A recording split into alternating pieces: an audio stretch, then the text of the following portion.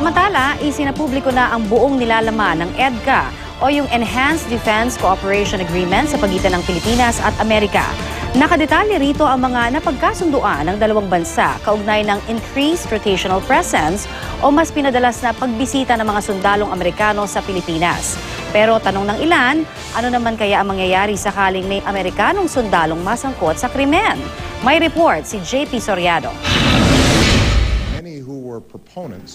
Mismong sina US President Barack Obama at Pangulong Noynoy Aquino ang nagsabi, kapwa makikinabang ang Pilipinas at Amerika sa EDCA o Enhanced Defense Cooperation Agreement.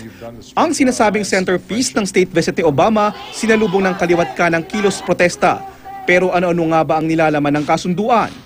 Sa Article 11 ng kasunduan o yung Resolution of Disputes, dapat idaan sa konsultasyon sa pagitan ng Amerika at Pilipinas ang anumang problema o hindi pagkakasunduan na magaganap sa 10 taong pagpapatupad nito. Kung walang pahintulot mula sa dalawang bansa, hindi ito pwedeng iakyat sa anumang korte, lokal man, tribunal o international. Sa 10 taong iyon, libre naman ang pansamantalang pagtira ng mga sundalong Amerikano kasama ng kanilang mga kagamitan. Obligadong magbayad ang Amerika ng operational expenses gaya ng nagamit na tubig, kuryente at ibang public utility. Pero wala itong tax. Eksklusibo naman sa tropa ng Amerika ang mga dadalhin nilang kagamitan at mananatili itong pag-aari nila. Sa ilalim din ng kasunduan, mapupunta sa pag-aari ng Pilipinas ang mga itinayo o mga pinaayos na pasilidad ng mga Amerikano sa pagkatapos ng kasunduan.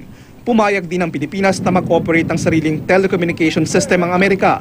Magkakaroon ng joint training ang mga sundalong Pilipino at Amerikano, bagay na nagaganap na dahil sa VFA o Visiting Forces Agreement. Pero sa loob ng 11 artikulo ng EDCA, tahimik ang kasunduan ukol sa criminal jurisdiction at kung saan mapupunta ang mga kinasuhang tauhan ng Amerika. Gaya na lang halimbawa ng kasong rape noon laban kay Lance Corporal Daniel Smith, April 2009, nang mapawalang sala si Smith ng Court of Appeals. Ayon sa isang defense analyst, tila malabo pa kung ano ang mangyayari sa mga sundalong Amerikano na magkakaroon ng criminal liability. Kung nangyari kay Smith, may a possible replication of that.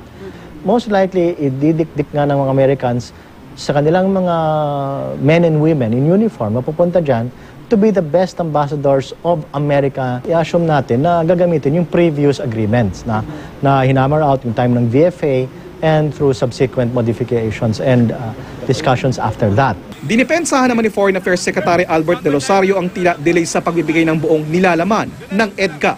We can't be reporting to the public the progress of the negotiations because that's work in progress, right? Sir, yung mga number of troops sa mga ganun detalye, when are we going to flesh this out? That will be fleshed out for each project.